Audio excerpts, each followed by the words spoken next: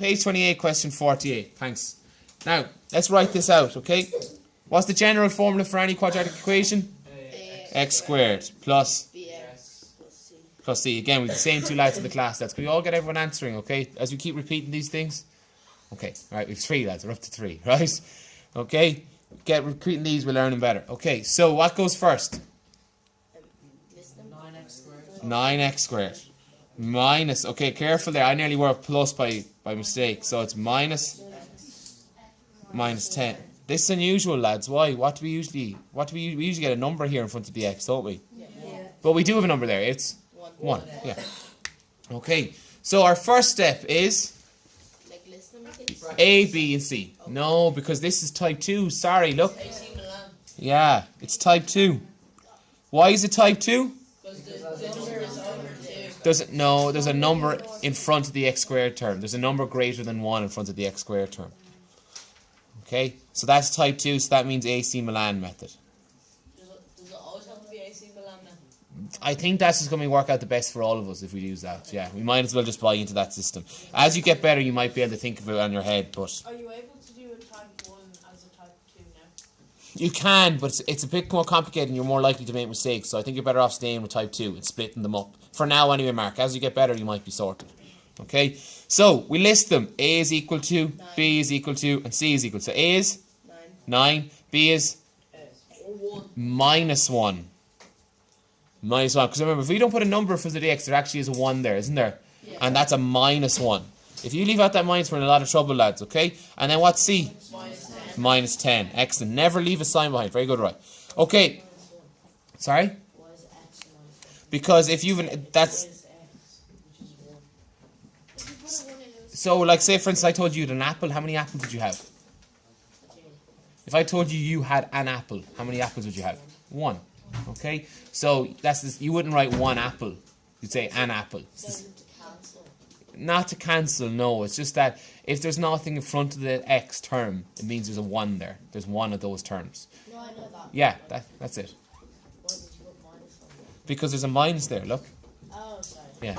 Alright. Okay. Step 2 then is where we get the name from. What's step 2? A by C. So then we go A by C. So what's the A number? It's 9 by C, which is minus 10. Okay, now this is going to be annoying because we got a big number. What's our number going to be? Minus 9. Oh, not minus 19. Minus 90. Okay. You alright? It's alright, don't worry. Okay. Fellas, come on. This is going worldwide, lads, and we're talking, right? Come on, let's get working. Now, minus 90. What's minus 90? Okay, we need to do what? Step 3 is to?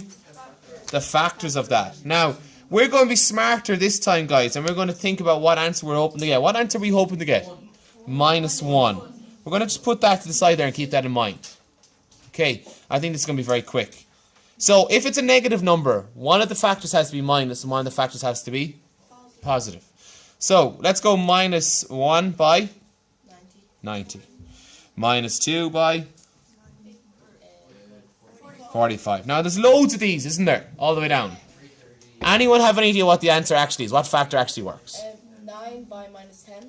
We got 9 by 10 will probably work. That'll give us 1. Won't it? Okay, but now we need to... Huh? Are we trying to just get the highest factor? No, we're trying to get the factors of 90 that give us minus 1. Minus 9 times 10. Yes. Minus 10. Yes, it is. So, Why did you do 9? fellas, excuse me. We can't just start shouting. We need to start speaking. Now, Larkin. Could you do like, could you just say A, B, and then A, B in one bracket, and then No. C in the other? No. It's No. 9 times C. Okay, so we know that 9 and 10 will probably give us an answer of 1. Now, we're looking for minus 1, so our bigger number is going to be negative, isn't it? Yeah. No, minus 10 plus 9 is minus 1, isn't it? If you 10 minus 9, that will give you a positive 1. Okay, so that's the one we're going to use. Okay, so that's step 4. Choose your factors. Can you see now how we're getting quicker at choosing our factors? Okay, as you get better at these, you get quicker at choosing your factors. Wait, so it's 9 plus minus 10. Exactly. Okay, So now what we're going to do, guys, is we're going to draw our box. It's not a magic window. Let's not call it a magic window anymore. Let's call it an operations box. Magic window means maths is magic. It's not. Okay, what goes in our first box? 9x squared. Our first term from up here, 9x squared. So let's pop that in there. 9x squared. What goes in our third box? Or sorry, our last box. Minus 10, our last term from up there. So that's minus 10. Okay. And then what goes in our second and third box? 9x and minus 10x. Would it to be minus 9 for the second box? No, because if you'd minus 9 minus 10, that gives us minus 19. Oh, yeah. We want a minus 1. Yes. Does it matter where you put them in the box? No, you could put minus 10 there and 9 there. It wouldn't matter. No, that doesn't matter. As long as you've got those two factors in there. 2 minus. Okay, so now what we do is we work down and we work across. Okay, now what I'm going to do, lads, I'm going to work across first. What's common to the top line here? 9x, because there's a 9 in both of them. Okay, what's common to the bottom line? Minus 10. -10. There's a minus 10 here and there's a minus 10 there. So that's going to make my first bracket. Sorry, can you still see that? That's 9x minus 10. That's definitely my first bracket, yeah? Now, I don't have any space at the top, so I'm just going to write it at the bottom. What's common to this column here? Just x, isn't it? There's nothing else. Okay, and what's common to this number? 1. Excellent.